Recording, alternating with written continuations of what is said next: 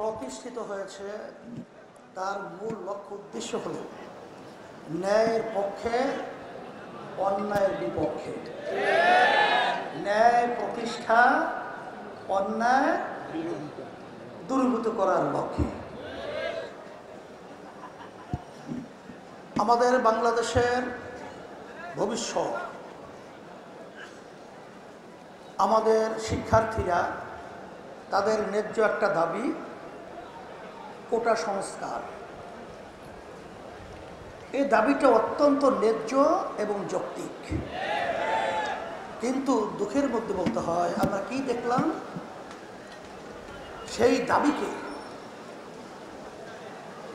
একেবারে নিভিয়ে দেওয়ার জন্যে আওয়ামী ফ্যাসিস্ট সরকার, খুনি সরকার আমার দেশের ভবিষ্যৎ, আমার শিক্ষার্থীদের উপরে নির্বিচারে ঠান্ডা মাথায় পাখির মতো গুলি করে তাদেরকে মাটিতে লুটিয়ে ফেলল। যখন এটা আমরা দেখেছি, তখন ইসলামী আন্দোলন বাংলাদেশ এবং তার সমস্ত সহযোগী সংগঠনগুলো আমরা আর নিশ্চয় বসে থাকতে পারি না। তখন আমাদের বিবেককে আমরা ধরে রাখতে পারি নাই। আমাদের ঘুম এক পর্যায়ে নষ্ট হয়ে গেছে। যখন মা বলতেছিল যে আজকে কয়দিন পর্যন্ত আমার সন্তান আমাকে মা বলে ডাক দেয় না, এটা সহ্য করা যায় না, তখন একমাত্র রাজনৈতিক ব্যানার ইসলামী আন্দোলন বাংলাদেশ এত বড় কঠিন ঝুঁকি নিয়ে রাজপথে সর্বপ্রথম এই অন্যায়ের প্রতিবাদে, জালিমদের বিরুদ্ধে, খুনিদের বিরুদ্ধে, ছাত্রদের ন্যায্য দাবি অধিকার বাস্তবায়নের লক্ষ্যে ইসলামী আন্দোলন বাংলাদেশ সশরীরে উপস্থিত হয়ে প্রতিবাদ করেছে। আপনারা দেখেছেন সেই আন্দোলন সংগ্রামে আল্লাহ রাব্বুল আলামিন, গ্রামে একটা কথা আছে, ফেরাউন কিন্তু বোঝে নাই যে নীল নদীর ভিতরে ডুবে মরবে, কারণ কিন্তু বোঝে নাই এভাবে তার ধ্বংস হয়ে যাবে। আমরা বারবার বলেছিলাম, এই আওয়ামী জালেম সরকার, তোমরা যেভাবে আজকে বাংলাদেশের ভিতরে নিরীহ মানুষদেরকে এবং আমার কোমল হৃদয়ের আমার সন্তানদেরকে যেভাবে পাখির মতো গুলি করে হত্যা করছো, তোমরা যত বড় খুনি জালেম ফিরআউনের মস্তক হোক, এমন একটা সময় আসবে ভেঙে চুরমার হয়ে সমুদ্রে নিক্ষিপ্ত হবে। তাই আল্লাহ রাব্বুল আলামিন আমাদেরকে দেখালেন। গ্রামে একটা কথা আছে, পচা শামুকে পা কেটে যায়। এত ছোট্ট একটা ঘটনা, এর মাধ্যমে এই ফিরআউনের মস্তক হবে, চিন্তাও করা যায় না। এর মাধ্যমে আমি একটা আগাম বার্তা দিতে চাই যে বর্তমান যারা কেয়ারটেকার সরকার রয়েছেন, অন্তর্বর্তীকালীন সরকার রয়েছেন, আমরা আপনাদেরকে ধন্যবাদ জানাই, কিন্তু ইতিহাস ভুলবেন না, দেশের মানুষের আশা আকাঙ্ক্ষার কথা ভুলবেন না। আপনারা যে আমার ভাইরা, আমার যে ছেলেরা, আমার যে মেয়েরা রক্ত দিয়েছে, তাদের রক্তের ইতিহাস আপনারা ভুলবেন না।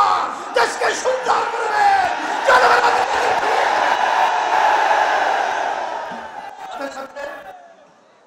আপনারা কাজ করতে গিয়ে, আপনাদের দায়িত্ব পালন করতে গিয়ে যদি ন্যায়ের পক্ষে, দেশের পক্ষে, আজকে জনগণের পক্ষে, ইসলামের পক্ষে যদি আপনাদের কাজ থাকে, ইসলামী আন্দোলন বাংলাদেশ আপনাদের সাথে, বাংলাদেশের সর্বস্তরের জনগণ আপনাদের সাথে থাকবে।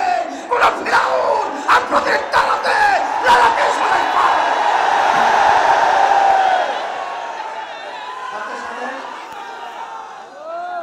আমি বিশেষ করে ইসলামী আন্দোলন বাংলাদেশ এবং তার সমস্ত সহযোগী সংগঠন, আপনারা এই অন্যায়ের বিরুদ্ধে, খুনিদের বিরুদ্ধে, জালেমদের বিরুদ্ধে যে ভূমিকা রেখেছেন, আমি অসংখ্য ধন্যবাদ আপনাদেরকে জানাই।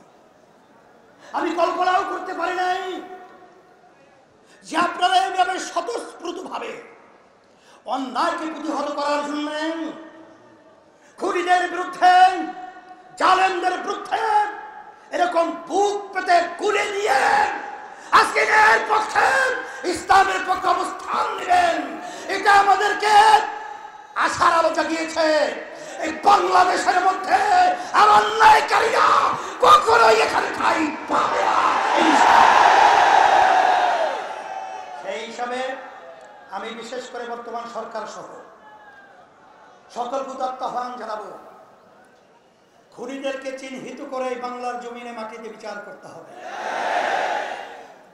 এই যেই সমস্ত জালেম, যেই সমস্ত দুর্নীতিবাজ, আমার রিক্সাওয়ালা ভাই যারা এই রৌদ্রের ভিতরে রিক্সা চালিয়ে যাদের মাথার ঘাম পায়ে পড়েছিল, আমার ঠেলাগাড়িওয়ালা ভাই, আমার শ্রমিক ভাইরা, এই কষ্ট উপার্জিত যেই সম্পদ সরকারি ফান্ড জমা হয়েছিল, যারা এই সম্পদ টাকা লুট করেছে, বিদেশে বেগমপাড়া তৈরি করেছে, সুইস ব্যাংকে টাকা জমা রেখেছে, অচেরি ওদের টাকা ক্লোজ করে সরকারি ফান্ডে জমার ব্যবস্থা করতে হবে।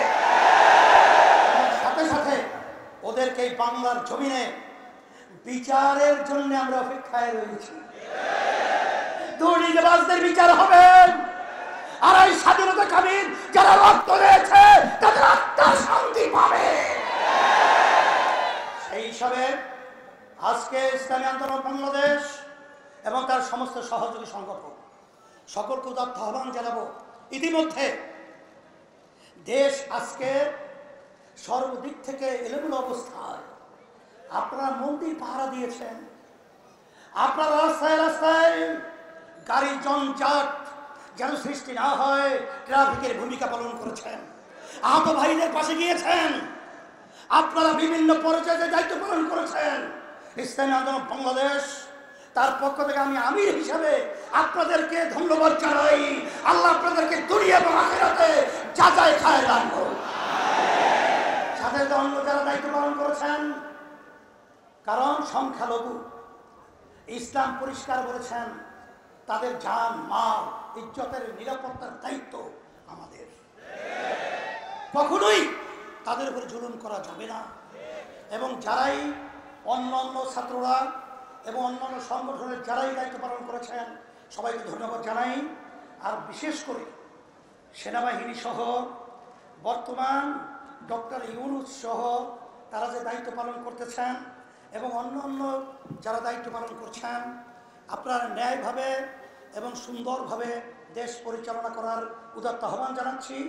আর সাথে সাথে আমার ভাইরা তো বলেই গেছে, আমরা সুন্দর একটা বাংলাদেশ আপনাদের থেকে আশা করছি। আমরা সবাই একত্রিত হয়ে এই সুন্দর বাংলাদেশ দেখার আশায় আজকে আপনাদেরকে ধন্যবাদ জানিয়ে আজকে এই বক্তব্য আমি শেষ করছি। আল্লাহুম্মা আমিন। রব্বানা আতিনা ফিদ দুনিয়া হাসানাহ ওয়া ফিল আখিরাতি হাসানাহ ওয়া কিনা আযাবান নার। আল্লাহ জানে মুসলমানদের অধিকার প্রতিষ্ঠিত হচ্ছে না, মুসলমান অধিকার পাচ্ছে না। আমার মুসলিম লীগের নেতৃত্বে এদেশের মানুষ আন্দোলন করেছিল, সংগ্রাম করেছিল মুক্তি পাওয়ার জন্য, শান্তি পাওয়ার জন্য, নিরাপত্তা লাভ করার জন্য। পাকিস্তান নামীয় একটা ভূখণ্ড আমরা পেয়েছিলাম, ভেবেছিলাম আমরা শান্তি পাবো, মুক্তি পাবো। পাকিস্তানের দুইটা অংশ, পশ্চিম পাকিস্তান, পূর্ব পাকিস্তান।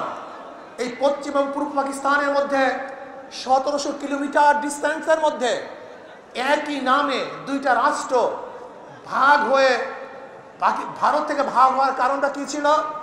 একমাত্র অধিকার, একমাত্র শান্তি, একমাত্র মুক্তি। কিন্তু আমরা কি দেখেছি? পশ্চিম পাকিস্তানের লোক আমাদেরকে মুক্তি দেয় নাই, অধিকার ফিরিয়ে দেয় নাই। তারা বৈষম্যতা সৃষ্টি করেছে। চাকরি বড় চাকরি তাদের, ছোট চাকরি আমাদের। ভালো খানা তাদের, খারাপ খানা আমাদের। ভালো পড়বে তারা, খারাপ পড়বো আমরা। আমার মানুষ আন্দোলন সংগ্রাম করেছে বৈষম্যের বিরুদ্ধে, যে না, আমরা সাম্যতা চাই, আমরা প্রত্যেক অধিকার ফিরে পেতে চাই। এর জন্য দেওয়া হয়েছিল 6 দফা, 11 দফা, 18 দফা, 21 দফা। মানুষের সেই দফার মধ্যে শুধু একটাই স্লোগান ছিল, আমরা মুক্তি চাই, শান্তি চাই। এই শান্তি পাওয়ার জন্য মানুষ আবারও অস্ত্র ধরেছিল, জীবন দিয়েছিল, রক্ত দিয়েছিল। মানুষ এদেশ থেকে বিদেশে পালাতে বাধ্য হয়েছিল শুধু একটা আশায়, মানুষ শান্তি চায়, মুক্তি চায়। দেশ স্বাধীন হয়ে গেল হাজার রক্তের বিনিময়, জীবনের বিনিময়। কিন্তু না, 75-এ আমরা কি দেখলাম? আবারও দেশের মানুষ যাদের নেতৃত্বে এদের স্বাধীন হয়েছিল তাদের বিরুদ্ধে আন্দোলন করেছে, সংগ্রাম করেছে। কারণটা কি? মুক্তি দিতে পারে নাই, মানুষের অধিকার ফিরিয়ে দিতে পারে নাই, বৈষম্যতা রক্ষা করতে পারে নাই, সাম্যতাকে প্রতিষ্ঠিত করতে পারে নাই। মানুষ আবার আন্দোলন করেছে, আবারও সংগ্রাম করেছে। আন্দোলন করলাম, সংগ্রাম করলাম, সরকার পরিবর্তন করলাম। আজকে দেশের স্বাধীনতার বয়স 52 বছর। এই 52 বছরের যারা এদের শাসন করেছে তারা একজন শাসক ছিল না, সবাই শোষক ছিল। যারা 52 বছর এদের শাসন করেছে তারা জনগণের কল্যাণে কাজ করে নাই, নিজেদের দল এবং নিজের কল্যাণে কাজ করেছে। এই 52 বছর যারা শাসক ছিল তারা মানুষের অধিকার প্রতিষ্ঠিত করতে পারে নাই, বরং নিজের অধিকার প্রতিষ্ঠিত করেছে, নিজের দলের অধিকারকে প্রতিষ্ঠিত করেছে। এরপরে আবার আন্দোলন হলো, এই 24 সনে আন্দোলন হলো। আপনারা আন্দোলনে শরীক ছিলেন, মনে রাখতে হবে বৈষম্য বিরোধী আন্দোলনের ছাত্রদের প্রথম ভূমিকা ছিল। পরবর্তীতে এই আন্দোলন শুধু ছাত্র ছিল না, এদেশের আপামর জনসাধারণ, পুরুষ মহিলা, শ্রমিক, কুলি, মজদুর, তাঁতি, মাদ্রাসার ছাত্র, স্কুলের ছাত্র, কলেজের ছাত্র সহ সমস্ত মানুষ ঝাঁপিয়ে পড়েছে। আমরা মাঠে থেকে সশরীরে নেতৃত্ব দিয়েছি, এই শেখ হাসিনার জুলুমের বিরুদ্ধে আন্দোলন করেছি। আমরা আবার স্বাধীনতা পেলাম, কিন্তু আমরা কি দেখলাম?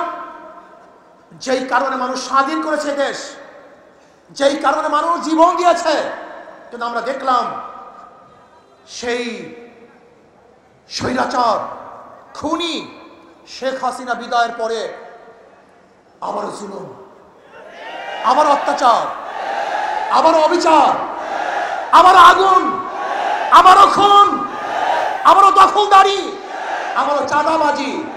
না, এই কারণেই আবু সাইদ রক্ত দেয় নেই, এই কারণেই মুগ্ধ রক্ত দেয় নেই, এই কারণে আমাদের হাজারো সংগঠনের ছেলেরা জীবন দেয় নাই, এই কারণে এদেশের মানুষ পঙ্গু হয় নাই, এই কারণে এদেশের মানুষ রাস্তায় ঝাঁপিয়ে পড়ে নাই।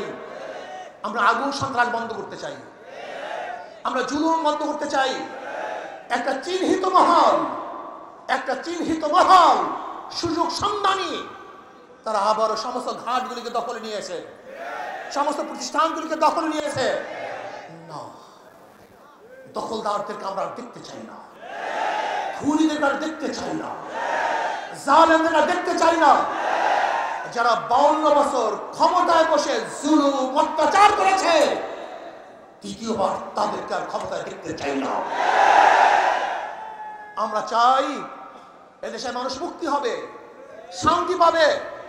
এদেশের মালিক জনগণ, জনগণের সাথে সেই মালিকানা আচরণ করা হবে, জনগণের সাথে ভদ্র ব্যবহার করা হবে, জনগণকে শ্রদ্ধা করা হবে, সম্মান দেওয়া হবে। কিন্তু দেখা যায় কোনো অফিসের মধ্যে কোনো জনগণ যদি ঢুকে, মনে হয় যেন মানুষ আসে নাই, জানোয়ার এসছে। ওরা জানোয়ারকে যেইভাবে স্নেহ করে, একটা কুকুর তোদের বিছানায় উঠায়, একটা কুকুরকে আদর করে, একটা কুকুর করে নিজের হাতে খাওয়িয়ে দেয়। আর মানুষ আশরাফুল মাখলুকাতের প্রতি ওদের কোনো শ্রদ্ধা নাই, সম্মান নাই, স্নেহ নাই, মমতা নাই, ভালোবাসা নাই। এর কারণে যে স্বাধীন হয়নি। জনাব মুহাম্মদ রাসূলুল্লাহ সাল্লাল্লাহু আলাইহি ওয়াসাল্লাম যেরকম ফতে মক্কার দিন ঘোষণা দিয়েছিলেন, আজকে কে আমির, কে মামুর, কে সাদা, কে কালো, কে কুরাইশ, কে নন কুরাইশ, কে গোলাম, কে মালিক, এর কোনো ভেদাভেদ থাকবে না। সবাই আশরাফুল মাখলুকাত মানুষ, সবার অধিকার সমান থাকবে। কে দল করে কে দল করে না, কি আমার দল করে কি অন্য দল করে, কে কালো আর কে সুন্দর, কে বড়লোক কে গরিব, কে শিক্ষিত কে মূর্খ, না, এরকম ভেদাভেদ আমরা চাই না। কে মুসলমান কে হিন্দু কে খ্রিস্টান, এই ধর্মীয় বৈষম্যতা আমরা চাই না। এদেশের প্রত্যেকটা নাগরিকের অধিকার সমান থাকবে। আমরা সবাই বাংলাদেশী, আমরা সবাই বাংলাদেশের নাগরিক। আর সাম্যতা এবং জুলুম নির্যাতনের ব্যাপারে একমাত্র গ্রান্তি দিতে পারে ইসলাম। ইসলামের বাহিরে কোনো নীতি আদর্শ সাম্যতা স্থাপন করতে পারে না, মানুষের অধিকারকে ফিরিয়ে দিতে পারে না। কাজে আসুন, আমাদের কর্ম শেষ নয়, আমাদের কর্ম এখনো অনেক বাকি আছে। সমস্ত মানুষের দ্বারে দ্বারে যেতে হবে, মানুষের সেবায় আমাদের আত্মাকে উৎসর্গ করতে হবে। ইসলামী আন্দোলন বাংলাদেশের প্রত্যেকটা মানুষের নিয়ত থাকতে হবে, আমরা একজন সেবক, আমরা জালেম নই। আমরা জালেমদের বিচার চাই, অবৈধ খুনের বিচার চাই, কিন্তু নিরাপদ লোক যেন কোনো অবস্থাতেই জুলুমের শিকার না হয় সেইভাবেও আমাদের খেয়াল রাখতে হবে। অন্তর্বর্তীকালীন সরকারকে আমরা ধন্যবাদ জ্ঞাপন করতেছি। মানুষ যেই আশা, যেই বুক ভরা আশা নিয়ে রক্ত দিয়েছে, জীবন দিয়েছে, আপনারা সেই আশা এবং আকাঙ্ক্ষা বাস্তবায়ন করবেন, সেই দিকেই তাকিয়ে থাকবো। এবং আমি ছাত্র সমাজকে বলবো, অচিরেই আমাদেরকে আবার পড়ার টেবিলে ফিরে যেতে হবে, আমাদেরকে বড় বড় শিক্ষিত হতে হবে, আমাদের নিজেদেরকে করতে হবে। আমরা শুধু বাংলাদেশের নেতৃত্ব দেবো না, গোটা দুনিয়ার নেতৃত্ব এই বাংলাদেশের জনগণ দেবে ইনশাআল্লাহ। আল্লাহ আমাকে এবং আমাদের সবাইকে সেই যোগ্যতা সম্পূর্ণ নেতৃত্ব তৈরি করার, নেতৃত্ব অর্জন করার তৌফিক দান করেন। দেশকে শান্তি রাখেন। আগামী ইসলাম হুকুমত কায়েম হবে, সে আশা প্রত্যাশা নিয়ে অপেক্ষায় আছি। আল্লাহ পাক যেন সেটা দেখার তৌফিক দান। যেরকম একবার বলেছিলাম, আল্লাহ যেন শেখ হাসিনার পতনের সেই অবস্থা আমার চোখে দেখার তৌফিক দান করেন। আজকে আমরা বলেছি, আল্লাহ যেন আমাদেরকেও সেই ইসলাম হুকুমত চোখে দেখার তৌফিক দান করেন। আসসালামু আলাইকুম।